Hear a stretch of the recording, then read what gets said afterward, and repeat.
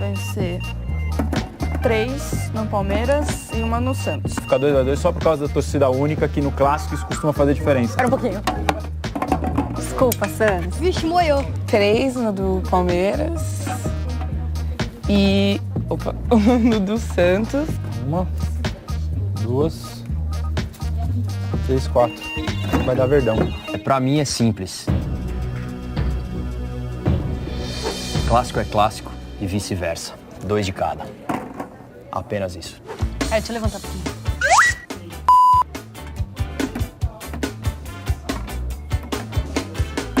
Eu acho que o Palmeiras tem muito mais time, né, pra conseguir ganhar do Santos.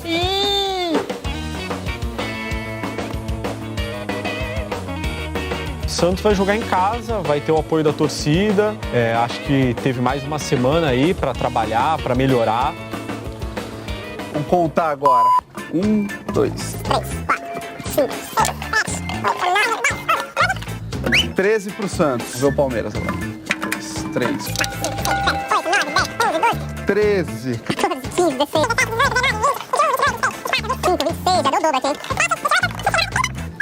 31 pro Palmeiras. 70,4% pro Palmeiras. 29,6% pro Santos. Se falam que em clássico não tem favorito, pelo menos pra nossa redação, nesse clássico, tem um grande favorito. Você vai ganhar campeonato se nós tivermos um percentual de vitórias muito grande aqui. É isso, né? Será que é isso? Boa tarde pra você, hein? No ar, o Globo Esporte deste sábado é hoje, 4 da tarde, Pacaembu, Santos e Palmeiras, um jogaço, e um dos personagens desse jogo de hoje é o Felipe Melo. Está acostumado com aquela imagem de durão dele no campo, né?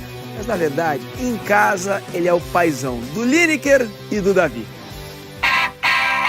Desses 3 caras aí sentados, o que você conhece, claro, é o do meio. Mas são exatamente os outros 2 que nos ajudam a contar um pouquinho mais sobre ele. É um pai que tá sempre brincando com a gente, né? Jogando videogame, inventando jogo, jogando bola. É um pai brincalhão, gosta de brincar. É que as pessoas não imaginam, as pessoas tem essa imagem do Felipe Melo pitbull dentro de campo, né? E não imagina que o Felipe Melo fora de campo é o cara mais extrovertido do mundo, né? Precisa puxar a orelha, puxa também. Ah, não, com certeza. Dentro de casa, e se for necessário, dentro do campo também. Porque num time cheio de patente alta, o Felipe Melo é o capitão.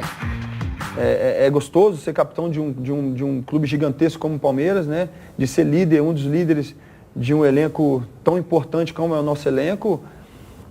Mas o Bruno Henrique não deixou de ser capitão, o Dudu não deixou de ser capitão há 2 anos atrás, o William não deixa de ser capitão. Aos 36 anos, ele se renova. Saiu do meio-campo para ser zagueiro.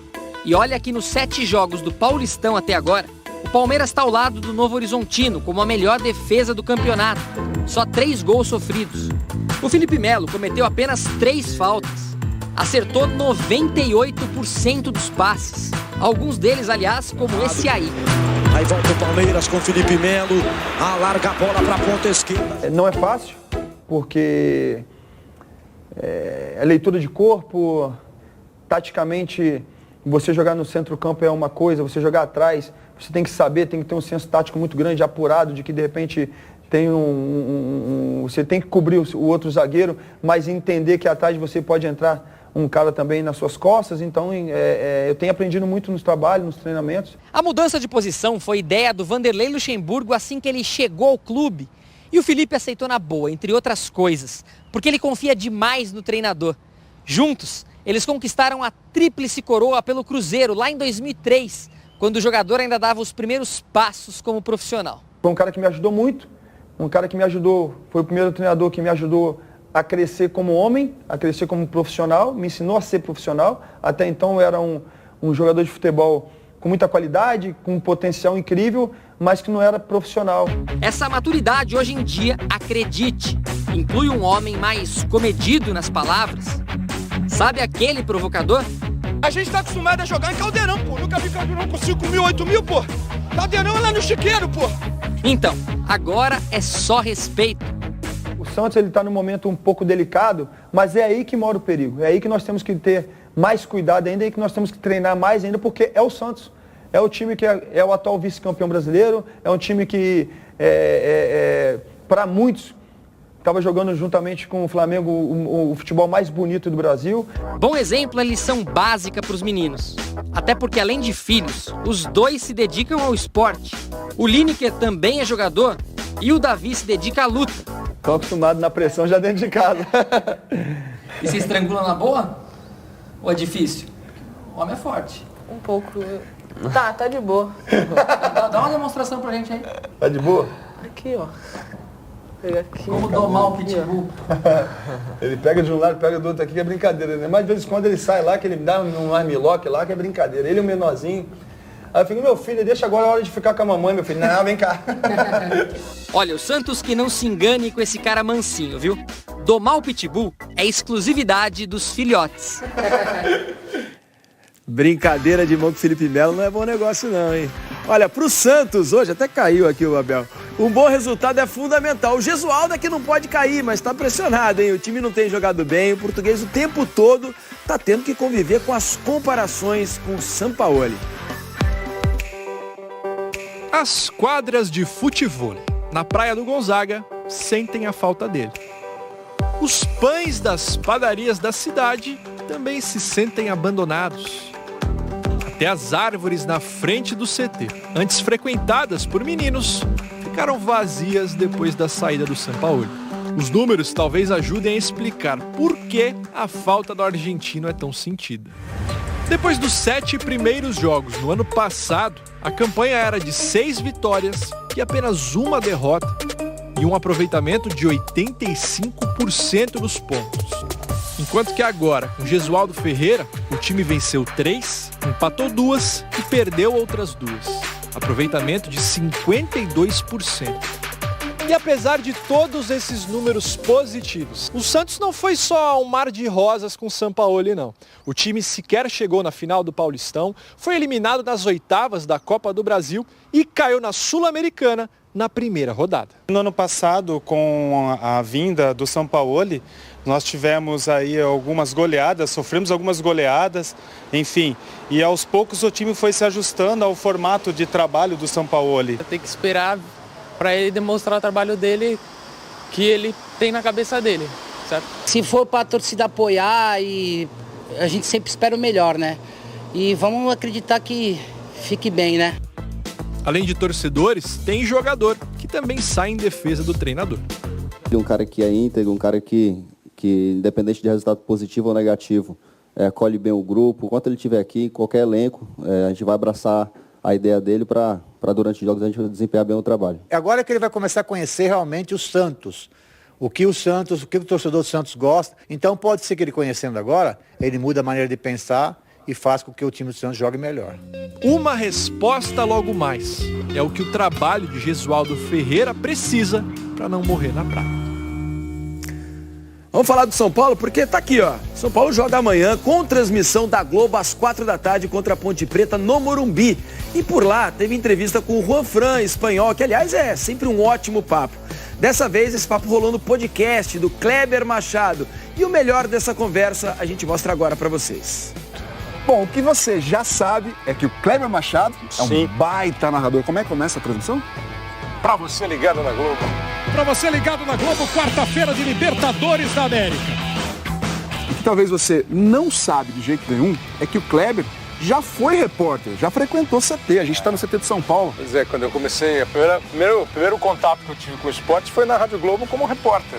Aí depois na TV, lá em São José dos Campos, e aqui em São Paulo um pouquinho, aí eu fiz um período de repórter, mas foi pouco, na TV foi pouco. Agora o que você precisa saber é que o Kleber tem um podcast. Podcast, isso é legal. Hoje sim, hoje não. E vai ter um entrevistado especial hoje aqui no São Paulo, por isso a gente está aqui. Começou em abril na plataforma de podcast do Globoesporte.com, que tem um monte de podcast legal, e a gente conseguiu, depois de muita batalha, um espaço com o Juanfran, que é legal para saber o que um espanhol está pensando aqui do Brasil, de São Paulo, do futebol brasileiro. O time dele é um time marcante lá, o Atlético de Madrid, onde ele jogou, seleção espanhola. Acho que vai ser, para quem gosta de futebol, uma conversa bacana. E para quem gosta de conversa? Não vou falar mais nada. Antes de tudo, uma explicação para o entrevistado. Por que o podcast se chama Hoje Sim? Hoje sim. É por causa de uma corrida do Barrichello, que ele ia ganhar a corrida da Ferrari. E aquela de 2002. E aí eu narrei, hoje sim, hoje sim, hoje não. Hoje não. Hoje não, era hoje não, hoje não, hoje sim. Aí os caras ficaram. Hoje não, hoje não, hoje sim, hoje sim.